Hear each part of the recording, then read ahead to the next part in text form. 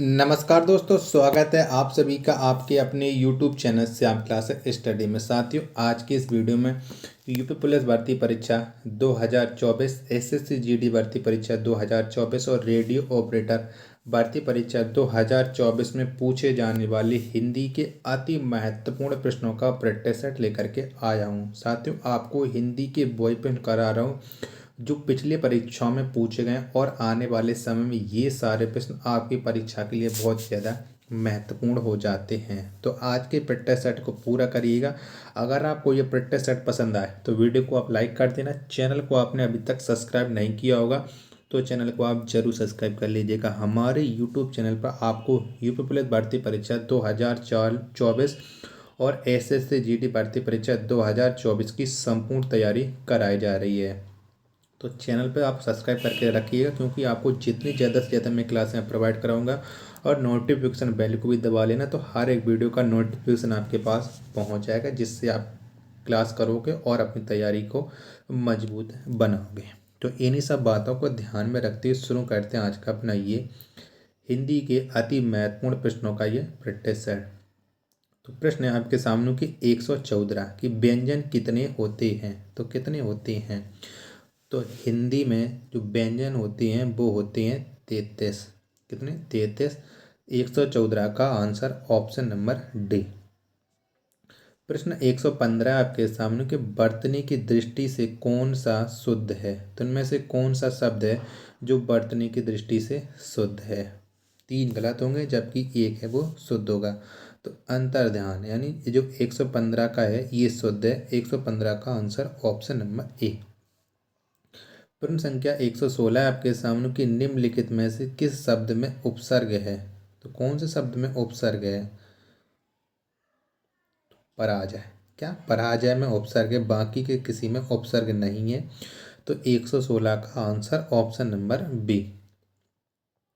प्रश्न 117 आपके सामने कि चूरन का तत्सम शब्द है। तो कौन सा है चूरन का तत्सम शब्द? तो चूरन का तत्सम शब्द होता है चूर्ण। क्या होता है? चूर्ण होता है। 117 का आंसर ऑप्शन नंबर बी।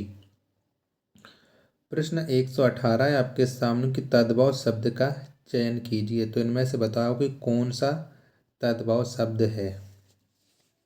तो निडर। क्या? निडर ये एक तद्भव शब्द है। 118 का आंसर ऑप्शन नंबर बी हो जाएगा।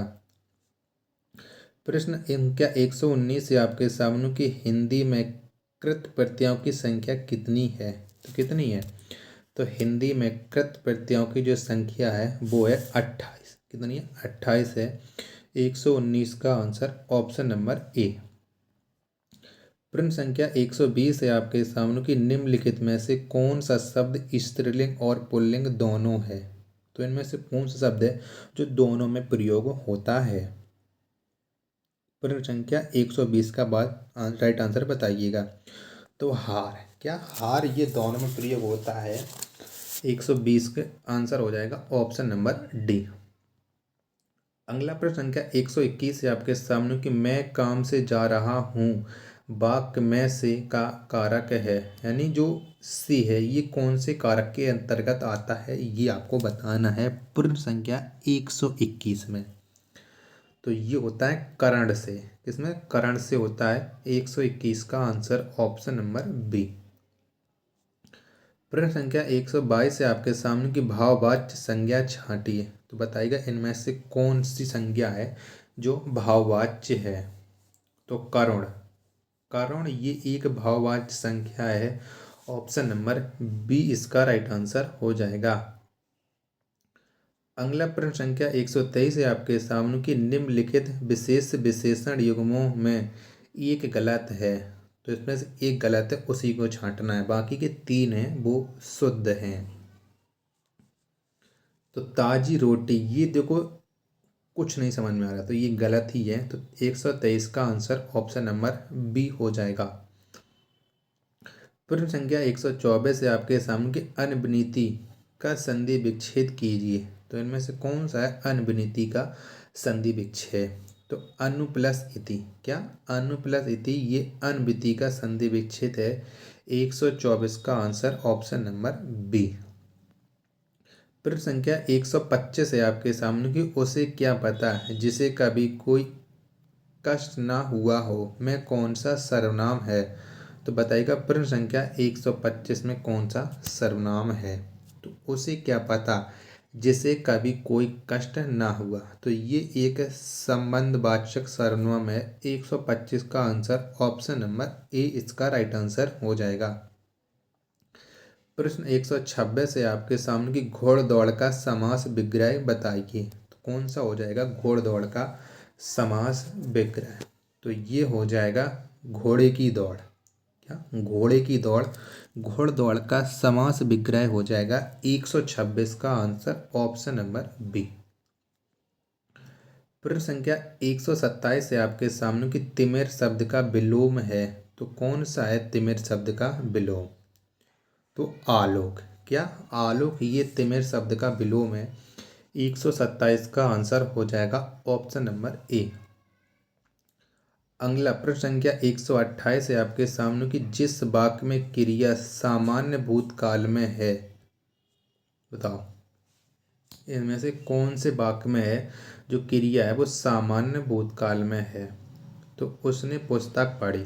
क्या उसने पुस्तक पढ़ी, इसमें ये सामान्य भूतकाल में क्रिया है। 128 का आंसर ऑप्शन नंबर ए। प्रश्न संख्या 129 है आपके सामने कि हवा का पर्यायवाची नहीं है। तो इनमें से कौन सा है जो हवा का पर्यायवाची नहीं है। तो ध्वज। क्या ध्वज ये हवा का पर्यायवाची नहीं है। 129 का आंसर ऑप्शन नंबर डी। प्रश्न संख्या 130 है आपके सामने कि वह भाई जो अन्य माता से उत्पन्न हुआ हो कहलाता है। तो वह क्या कहलाता है। तो वह भाई जो अन्य माता से उत्पन्न हुआ उसे हम अन्योदर कहते हैं। क्या अन्योदर कहते हैं। तो जो 130 का आंसर होगा वो ऑप्शन नंबर ए हो जाएगा। जब जो आपकी स्वयं माता होते हैं, एक कोख से जन्म होते हैं, उन्हें बोलते हैं सहोदर। ठीक है, एक ही माता से जन्मे पुत्रों को या जन्मे भाइयों को हम सहोदर कहते हैं। तो 131 शांत रस का स्थायी भाव क्या है। तो इनमें से कौन सा है शांत रस का स्थायी भाव। तो आप जानते हैं कि शांत रस का जो स्थायी भाव होता है वो निर्वेद होता है। 131 का आंसर ऑप्शन नंबर डी। प्रश्न संख्या 132 से आपके सामने की यह अनुरागी चित्त की गति समुझे नहीं खोए, ज्यों ज्यों बूढ़े श्याम रंग त्यों त्यों उज्ज्वल होए। प्रस्तुत पंक्ति में कौन सा अलंकार है। तो बताएगा इस पंक्ति में कौन सा अलंकार है। प्रश्न संख्या 132 का आंसर क्या हो जाएगा। तो 132 में विरोधाभास, क्योंकि यहाँ पर विरोध किया जा रहा है। तो 132 का आंसर ऑप्शन नंबर ए। प्रश्न संख्या 133 है आपके सामने की अति निकट गोदावरी पाप संहारिणी चल तरंग तंगावती चारु संचारिणी, सॉरी संचारिणी है। तो बताइएगा यहाँ पर क्या है। तो ये एक मनहरण है। क्या मनहरण है। 133 का आंसर ऑप्शन नंबर ए। प्रश्न संख्या 134 है आपके सामने कि पुष्प की अभिलाषा की द्वारा लिखी गई है। तो किसने लिखी है जो पुष्प की अभिलाषा कविता है। तो पुष्प की जो अभिलाषा कविता इसे लिखा है माखनलाल चतुर्वेदी ने। 134 का आंसर ऑप्शन संख्या सी। प्रश्न 135 है आपके सामने कि निम्नलिखित में कौन सा कथन सत्य नहीं है। तो बताइएगा इनमें से कौन सा कथन है जो सत्य नहीं है। तो संस्कृत में हिंदी की दो तरह लिंग होते हैं, ये सत्य नहीं है। तो 135 का राइट आंसर हो जाएगा ऑप्शन नंबर डी, इसमें 3 होते हैं। ठीक है। प्रश्न संख्या 136 से आपके सामने की औंधी खोपड़ी मुहावरे का अर्थ है। तो क्या हो जाएगा। तो औंधी खोपड़ी इस मुहावरे का अर्थ होता है मूर्ख होना। क्या होता है मूर्ख होना। 136 का आंसर ऑप्शन नंबर ए। प्रश्न संख्या 137 है आपके सामने कि कौन सा वाक्य शुद्ध है। तो बताइएगा इनमें से कौन सा वाक्य शुद्ध है। चारों ऑप्शन आपकी स्क्रीन पर शो हो रहे हैं, तो बताइएगा। कि तुम्हें कल कुछ हो जाए तो मैं कहीं का ना रहूँगा, ये शुद्ध है, यानी 137 का आंसर ऑप्शन नंबर डी। बाकी के तीनों ये गलत है। प्रश्न संख्या 138 है आपके सामने कि निम्नलिखित क्रियाओं में से कौन सी क्रिया अनुकरणात्मक नहीं है। तो कौन सी नहीं है? तो झुठलाना। क्या झुठलाना ये अनुक्रमात्मक क्रिया नहीं है, बाकी ये सभी हैं। तो 138 का आंसर ऑप्शन नंबर सी। प्रश्न संख्या 139 है आपके सामने कि निम्नलिखित में से सुमेलित नहीं है। तो इनमें से कौन सा सुमेलित नहीं है ये आपको बताना है। तो आंसू ये सुमित्रानंद पंत की रचना नहीं है और यही सुमेलित नहीं है। बाकी बीचा कबीरदास की और बर्ची रामधारी सिंह दिनकर के, प्रेम वाडका रस खान की है। तो 139 का आंसर ऑप्शन नंबर बी। आपको कमेंट बॉक्स में कमेंट करके बताना कि आंसू किसकी रचना है। प्रश्न संख्या 140 है आपके सामने कि वचन के प्रयोग से जो वाक्य सही है उसका चयन करें। तो कौन सा वाक्य सही है? मेरे होश उड़ गए, ये वाक्य सही है। 140 का आंसर हो जाएगा ऑप्शन नंबर ए। अगला प्रश्न संख्या 141 है आपके सामने कि राहुल ने पूजा की। तो ये कैसा वाच्य है? राहुल ने पूजा की, तो ये एक कृतवाच्य है। कैसा? ये एक कृतवाच्य है। 141 का आंसर ऑप्शन नंबर ए हो जाएगा।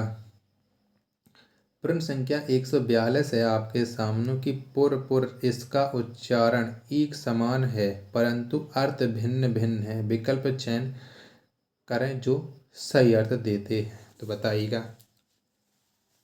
तो एक पुर का अर्थ होता है नगर और एक पुर का अर्थ होता है बाढ़। नगर, बाढ़।